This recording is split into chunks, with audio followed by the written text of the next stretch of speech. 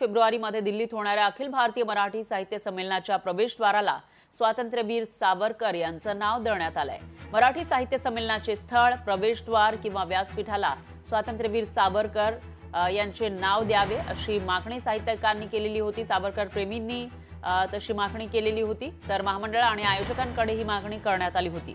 या मागणीची दखल घेत आता संमेलनाच्या एका प्रवेशद्वाराला सावरकरांचं नाव देण्याचा निर्णय शुक्रवारी मुंबईत झालेल्या बैठकीत एकमतानं झालाय। 21 ते 23 फेब्रुवारी दरम्यान दिल्लीमध्ये हे साहित्य संमेलन होणार आहे।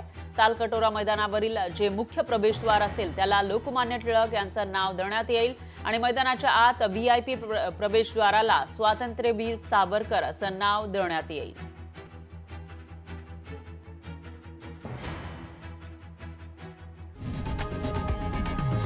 लोकशाही मराठी ऐका, पहा, जागरूक रहा।